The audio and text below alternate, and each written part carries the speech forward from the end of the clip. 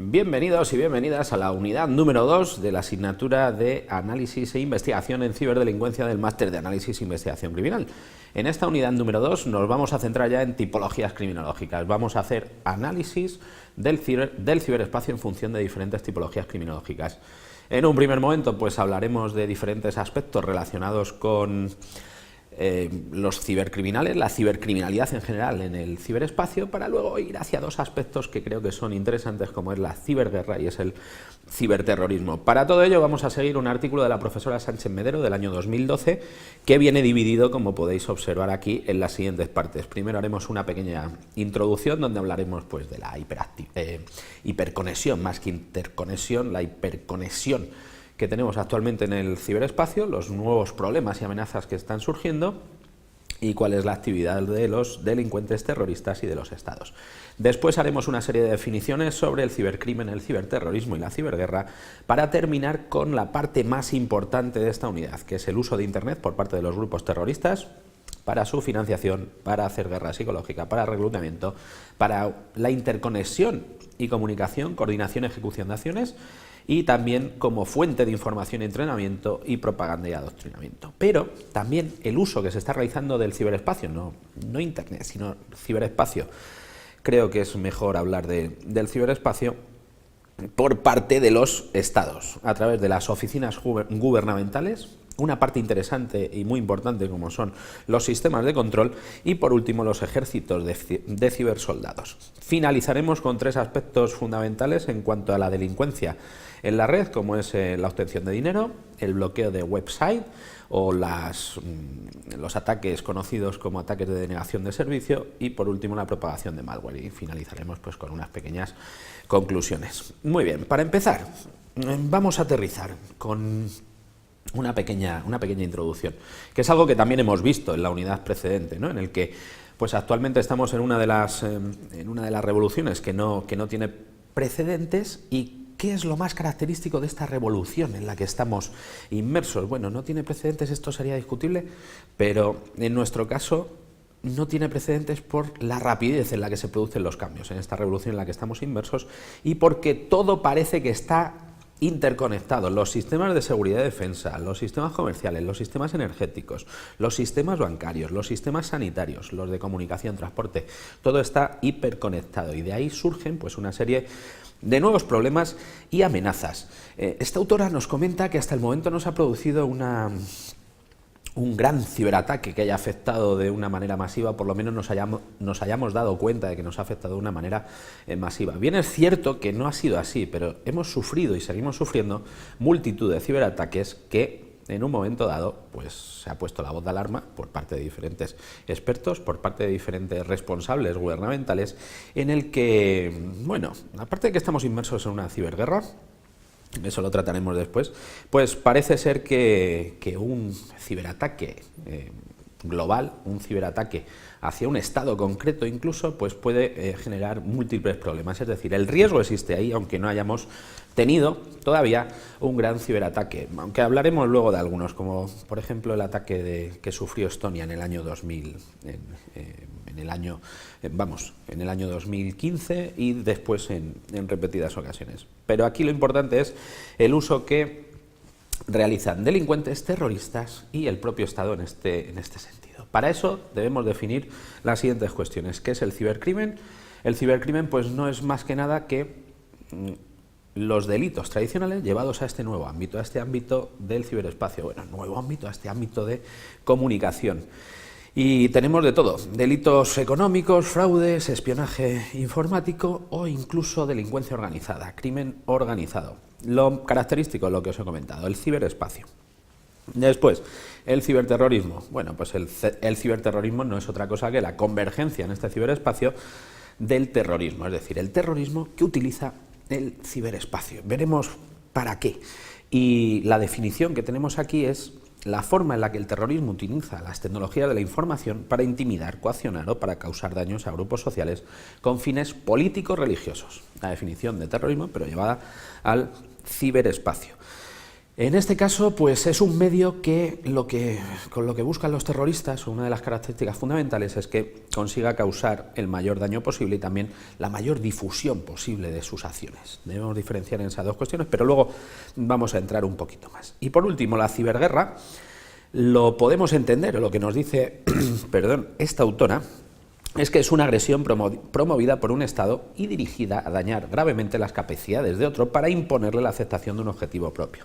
O, donde estamos inmersos ahora, sustraerle información, cortar o destruir sus sistemas de comunicación, alterar sus bases de datos.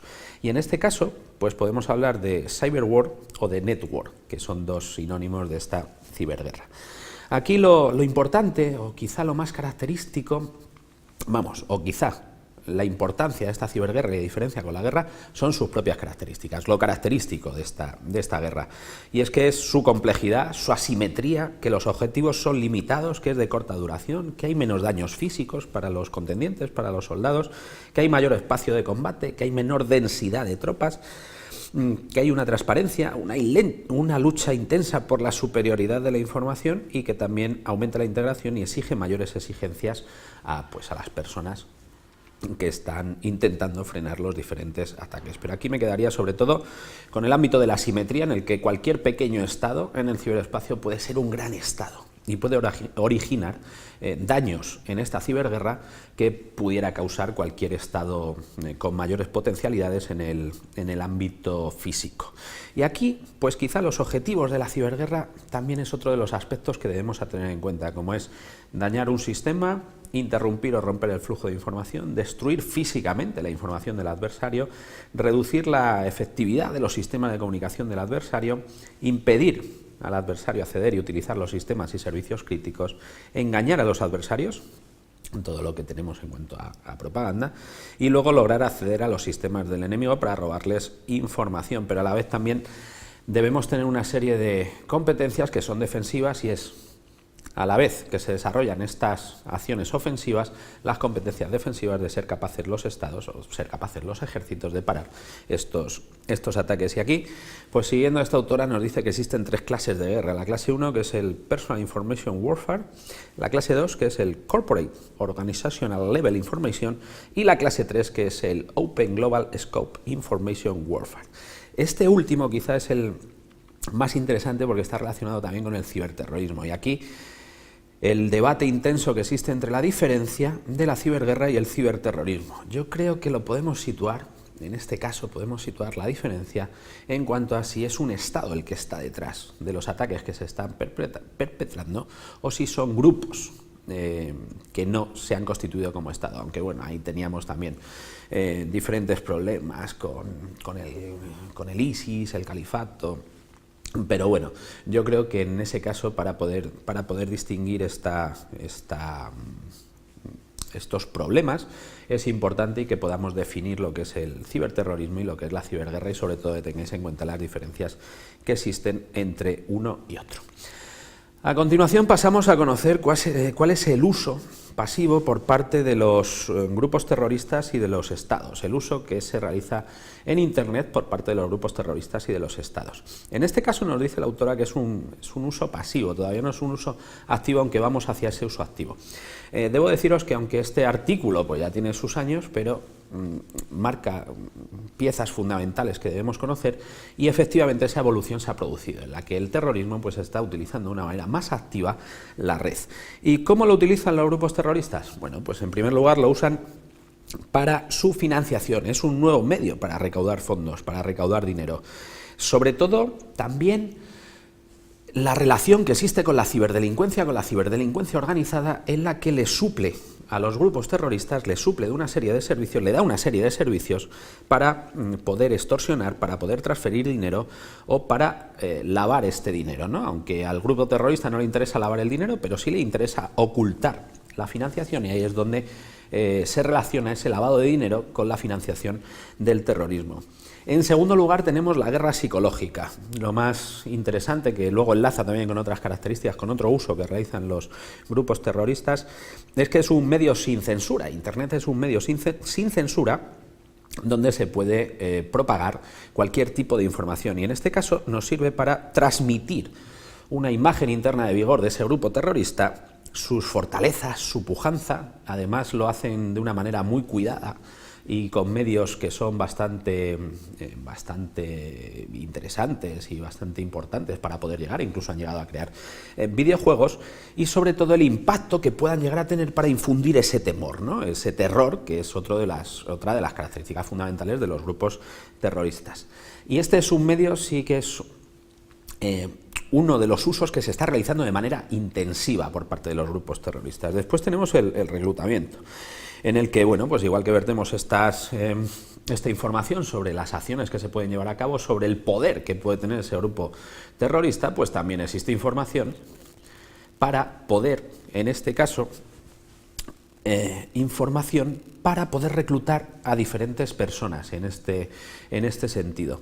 ¿Y cómo se hace? Bueno, pues se hace a través de diferentes canales, se hace a través de la propia propaganda, en la que, bueno, pues se marca como un lugar idílico el lugar al que pueden acudir futuros terroristas, y sobre todo sirve también para que se pongan en contacto pues personas que puedan estar interesadas en formar parte. Es un medio por el que se pueden poner en contacto de una manera sencilla, no como antes, que cómo te ponías en contacto con un grupo terrorista, le enviabas una carta, quedabas con ellos, no. Ahora esto no lo permite el ciberespacio. Y esto tiene que ver con la interconexión y comunicación, en el que Internet provee de medios baratos y eficaces para esa interconexión, y no es necesario que se reúnan físicamente. Por eso el terrorismo pasa a ser global y puede estar en cualquier lugar del mundo, y puede operar desde cualquier lugar del mundo y con muy poquita gente, que pueden estar interconectadas. Y en este caso, pues nos sirve también para esa coordinación y ejecución de las acciones de los grupos terroristas, porque pueden tener esa comunicación fluida a través de Internet para dar una serie de indicaciones dentro de la estructura y la jerarquía terrorista. Por último, ya entramos en una fuente de información y entrenamiento que ahonda más en lo que os he comentado, en la propaganda y el adoctrinamiento, en el que nos sirve, bueno, pues todas estas páginas y las medidas de seguridad que puedan tener. Y la autora nos habla de páginas web, pero actualmente todo se está trasladando hacia las diferentes aplicaciones de redes sociales, como puede ser Telegram, Facebook, Twitter, Instagram, YouTube, y este es el medio que prefieren para esa propaganda y adoctrinamiento. Si continuamos un poquito más, podemos ver también el uso pasivo que se está realizando por parte de los estados. En un primer momento, a través de oficinas gubernamentales. Prácticamente todos los estados tienen centros que están relacionados con la seguridad en el ciberespacio, que están relacionados con esa protección del propio estado en el ciberespacio. Por ejemplo, en España tenemos el Centro Criptológico Nacional, que depende del CNI, del Centro Nacional de Inteligencia, y que también dentro de él pues tenemos un CER, que es el Computer Emergency Response Team, que cuando surge cualquier tipo de problema, detecta cualquier tipo de problema y pone en marcha los mecanismos adecuados para poder frenarlo. Porque su misión es la de estudiar la seguridad en redes y ordenadores y pues activar los protocolos que sean necesarios para poder pararlo.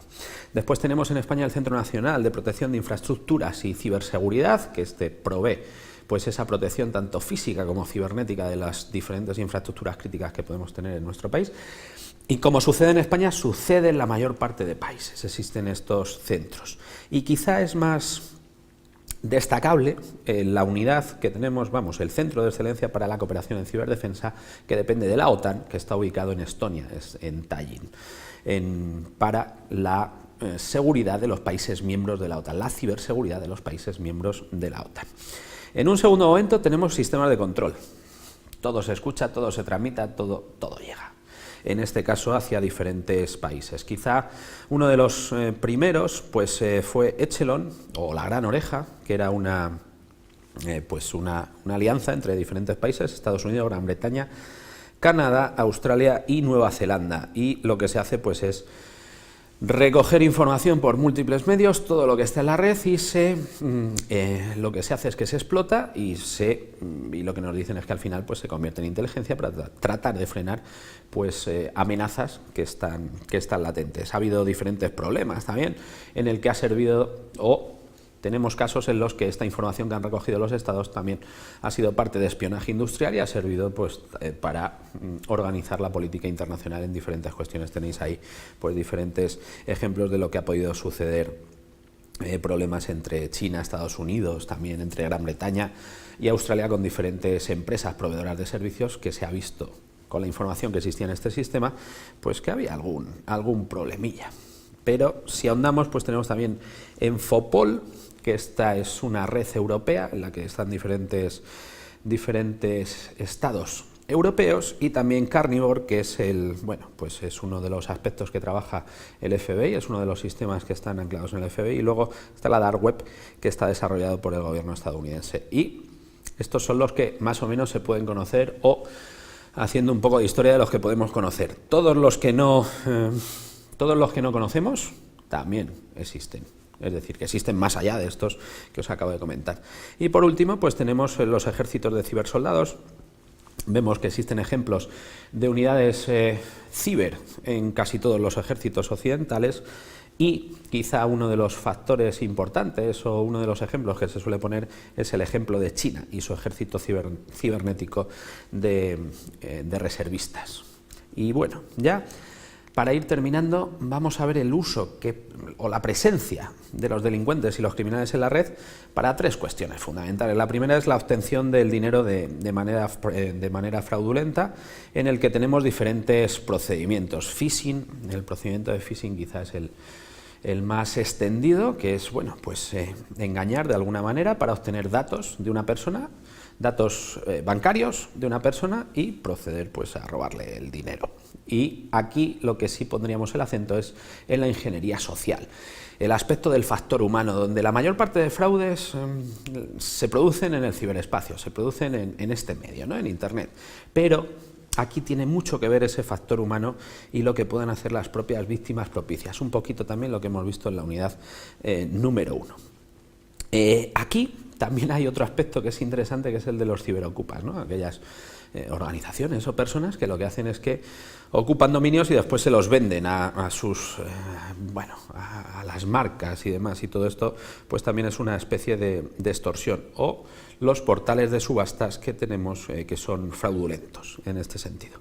Otro de los aspectos importantes pues son los ataques de denegación de servicio, este bloqueo de servicios, no de página web, sino bloqueo de servicios en Internet, donde el ejemplo más claro es el de Estonia del 27 de abril de 2007, antes os he dicho 2015, no me hagáis caso, era el 27 de abril de 2007, ya me parecía a mí raro que fuese el 2015, y se cayeron pues páginas oficiales de varios departamentos estonios, las del gobierno, las del partido que estaba en el gobierno, que era el Partido de las Reformas, y el sistema bancario. Se cayó y parece ser, pues que fue un ataque que venía de Rusia, y son los ataques DDoS o de denegación de servicio. Y por último, pues la propagación de malware, donde el ciberespacio pues nos permite propagar todo tipo de virus, gusanos, spyware, backdoors. Y aquí es interesante que nos fijemos también en los botnets, que son las diferentes redes de aparatos, porque ya no podemos hablar de ordenadores, de aparatos que están infectados y que son los que lanzan los ataques. Normalmente son los que lanzan los ataques de denegación de servicio. Y bueno, para finalizar, pues algunas cuestiones relacionadas con el futuro, en el que estos actores que hemos visto, los actores Estado, el actor Estado, el actor ciberdelincuente, el actor ciberterrorista, pues hombre, utilizan la red, han visto de su potencialidad, también la delincuencia organizada, y cada vez pues se realiza un uso más intensivo. Incluso las diferentes organizaciones, tanto terroristas como organizaciones delictivas, lo que hacen es que tienen auténticos departamentos de I+D+I, donde se contratan estos servicios para desarrollar diferentes herramientas que les permitan a ellos acceder a datos más. Luego, pues todo el tráfico de datos que también puede existir. En todo esto, pues como os digo, también tenéis material adicional para que podáis ir ahondando en todas estas cuestiones. Y por último, las conclusiones a las que podemos llegar con esta unidad es que el fácil acceso, el que no exista apenas control gubernamental, el anonimato y sobre todo el rápido flujo de la información y el altísimo impacto, porque es un medio universalizado, y que sea un medio pues muy barato, no hacen falta medios económicos apenas para poder perpetrar diferentes ataques y poder cometer delitos en la red, hace que sea un medio idóneo tanto para la ciberdelincuencia, pero en el otro lado también para los estados, para tratar de obtener más información tanto de rivales como de los propios ciudadanos. Pensemos que sea para nuestra propia protección, pero esto nunca se sabe. Por mi parte, pues nada más, os emplazo para la siguiente unidad y estoy a vuestra disposición para todo aquello que necesitéis a través de cualquiera de estos medios que estáis viendo aquí.